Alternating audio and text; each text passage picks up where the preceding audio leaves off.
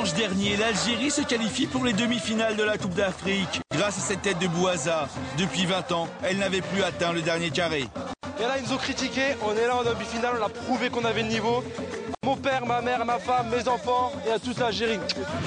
À Alger, les enfants crient, chantent et versent même quelques larmes. C'est la première fois qu'ils voient leur équipe nationale si brillante. Ça a donné un sens dans notre pays. C'est vrai que le pays évolue et le foot aussi évolue, donc ça fait plaisir pour tout le monde. La ville est en fête, des familles entières se réunissent et défilent dans les rues, tout comme ils l'avaient fait il y a 2 mois pour la qualification à la Coupe du Monde. C'est un cadeau du ciel de pouvoir rendre des milliers de gens, des millions de gens heureux. On va dire qu'on a réussi à unir tout un peuple. C'est ça que l'Algérie en avait besoin depuis très longtemps. Je pense que ce soit par l'intermédiaire du sport, c'est vraiment une très très belle chose. Jeudi, 6 h du matin, un millier de supporters se rendent en Angola pour encourager leur héros. Visa en main et vaccin fait, ils sont prêts pour défier l'ogre égyptien. Demi-finale sous haute tension pour ces deux pays. Il y a tout juste 2 mois, les Algériens ont privé les champions d'Afrique de la prochaine Coupe du Monde. Les pharaons veulent leur revanche. À Annaba, toute la famille Bouguera est réunie. Ils apprécient la première occasion de Majid Bouguera.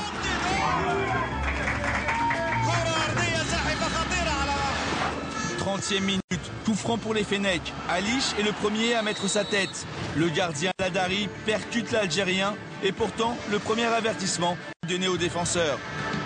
36e minute, Alish se manque complètement et essaye de réparer son erreur. À la lutte avec Météab, il tacle mais ne touche pas le ballon. L'arbitre béninois siffle un pénalty discutable.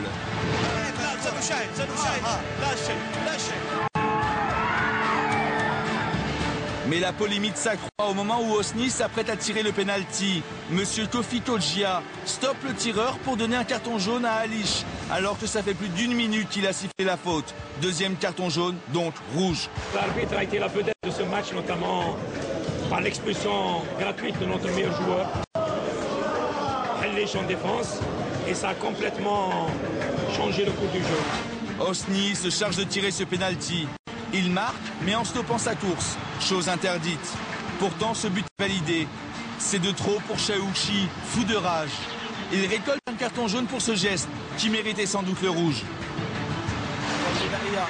En seconde mi-temps, Zidane anéantit les espoirs de tout un peuple. 2-0. Belhadj traque à son tour. Rouge indiscutable, laissant ses partenaires à 9.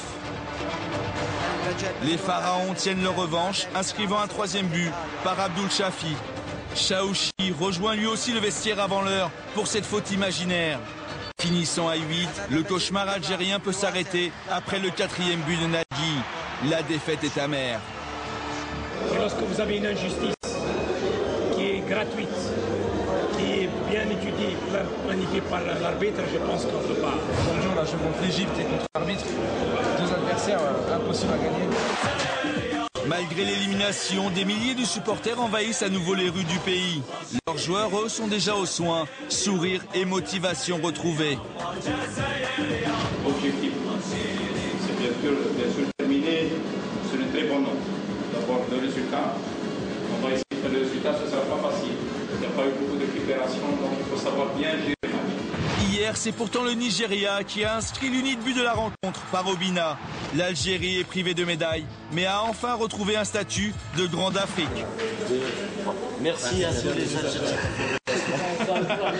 Merci à tous les Algériens qui ont fait le déplacement. Attends. Qu'est-ce qu'il a fait? Il a fait merci à tous les déplacements. Une chorale. Merci à tous les Algériens qui ont fait le déplacement.